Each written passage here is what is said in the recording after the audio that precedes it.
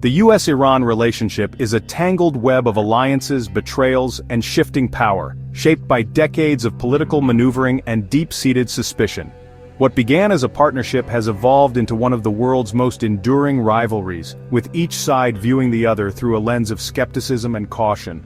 For decades, the US backed Iran's Shah, seeking a pro-Western stronghold in the Middle East.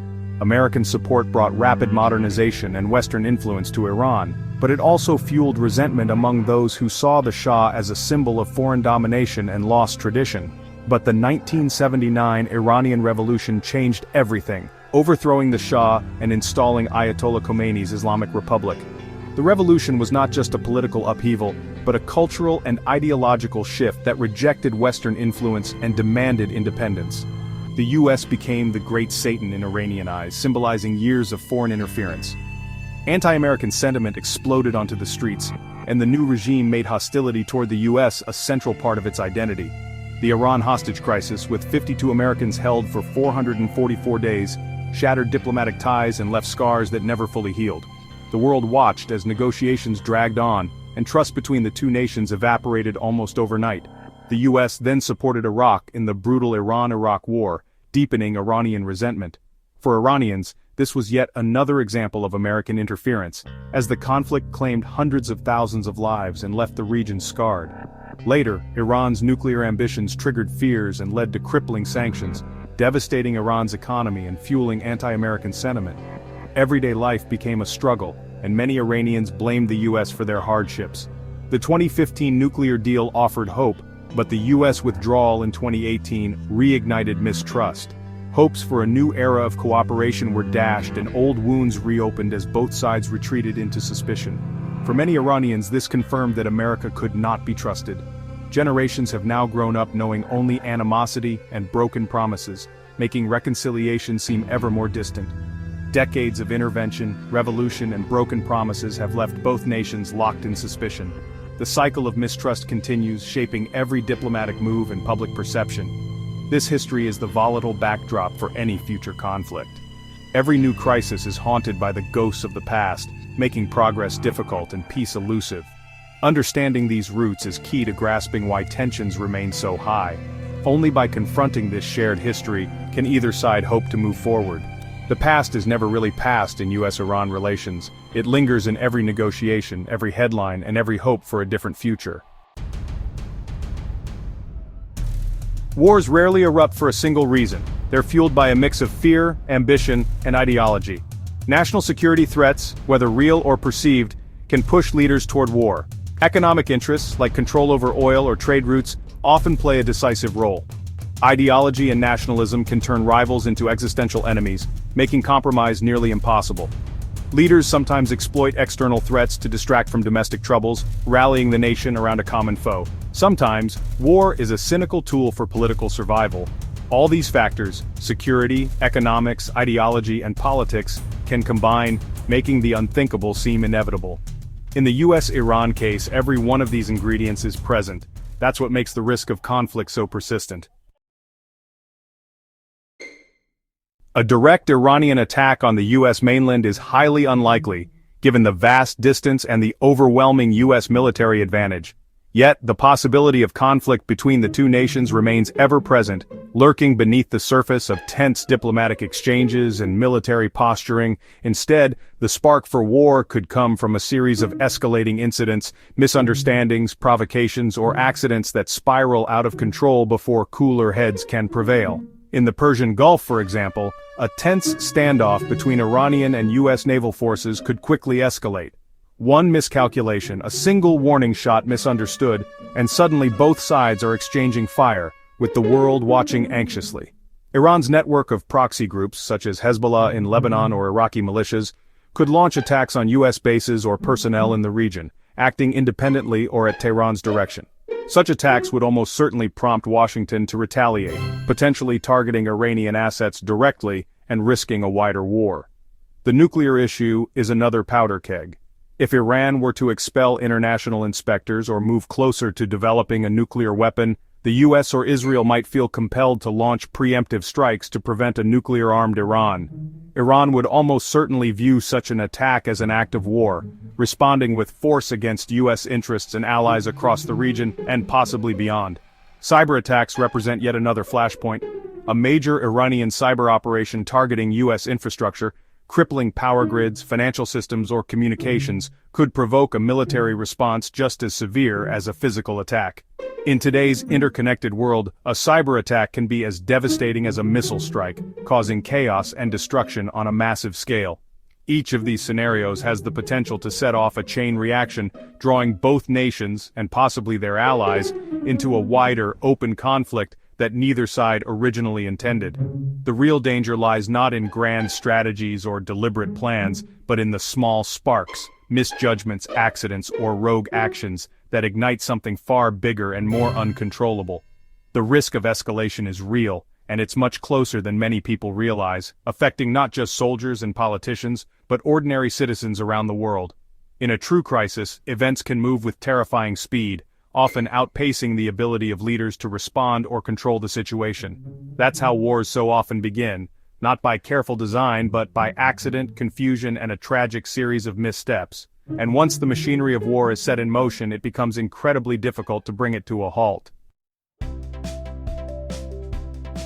Iran knows it can't win a conventional war with the US, so it would fight asymmetrically. Instead of meeting American forces head-on, Iran would use a mix of unconventional tactics designed to exploit US vulnerabilities and stretch its resources thin. Its ballistic missiles could target US bases and allies across the Middle East, aiming to overwhelm defenses and inflict casualties. These missile barrages would be coordinated, possibly launched in waves, to maximize confusion and damage, and to test the limits of American missile defense systems. The Strait of Hormuz, a choke point for global oil, could be mined or blockaded, sending energy prices soaring and shaking the world economy.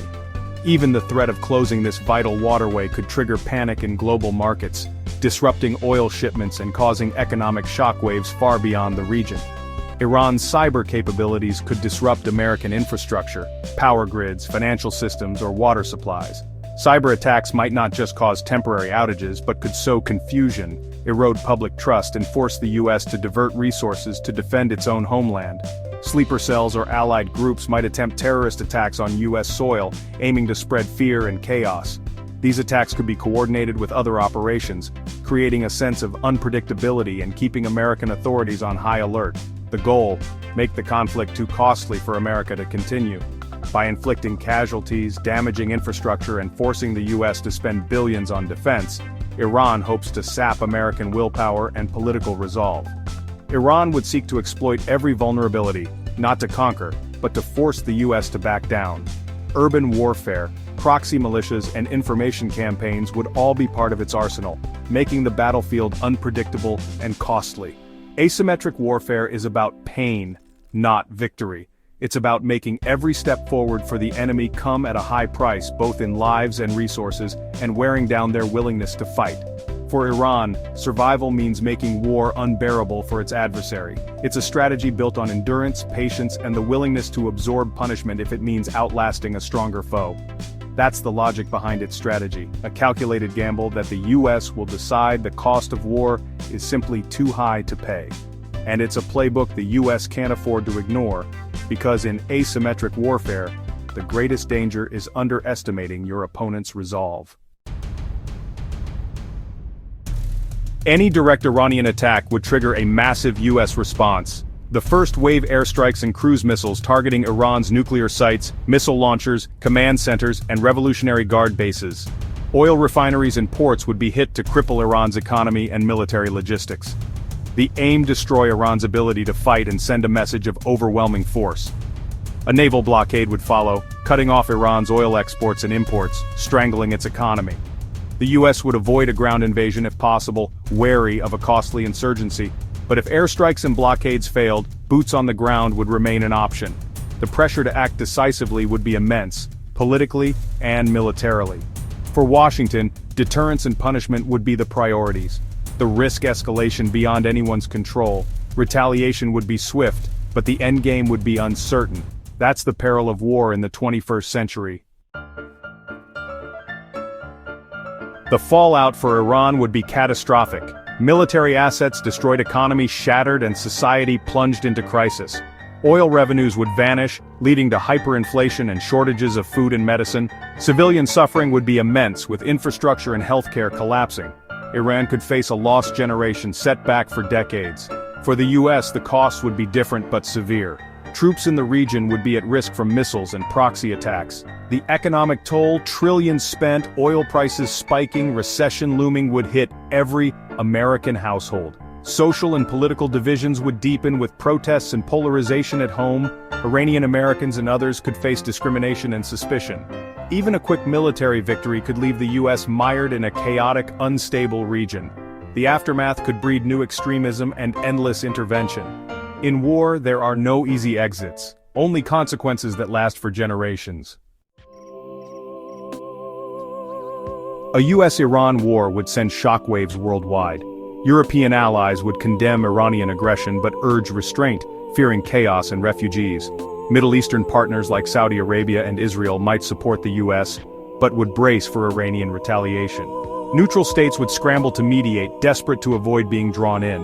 Russia and China would oppose US action, backing Iran diplomatically and possibly covertly. The conflict could become a proxy struggle between global powers. Oil prices would skyrocket, triggering inflation and economic slowdown everywhere. Global supply chains would be disrupted, markets would plunge, and uncertainty would reign. International institutions would be sidelined, their authority undermined. The rules-based order would weaken, making future conflicts more likely. The world would become more dangerous, divided, and unstable. No nation would be untouched by the fallout. Beyond strategy and politics, war's true cost is human. For Iranians, bombs would fall on cities, not just bases. Civilians would suffer most. Families would be uprooted, a refugee crisis would unfold, and a generation would grow up in fear. The trauma would linger long after the fighting stopped. Hardliners would gain power, crushing hopes for reform. For Americans, the burden would fall on soldiers and their families, lives lost, wounds visible and invisible. Economic pain and social division would ripple through society. Fear of attacks would change daily life. War would redefine how both peoples see themselves and each other. Ordinary people, not politicians, would pay the highest price. That's the tragedy at the heart of every war. In the end, a US-Iran war would have no winners, only devastation. The costs in lives, prosperity, and global stability would dwarf any strategic gain. The alternative to diplomacy is too terrible to contemplate. Leaders must choose the hard path of dialogue over the easy rhetoric of war. The people of both nations share hopes for peace and a better future. War would destroy those dreams, pitting ordinary people against each other for the ambitions of a few. Peace is an active choice, one that demands courage and empathy. The lesson is clear: reject war and fight for a more peaceful world.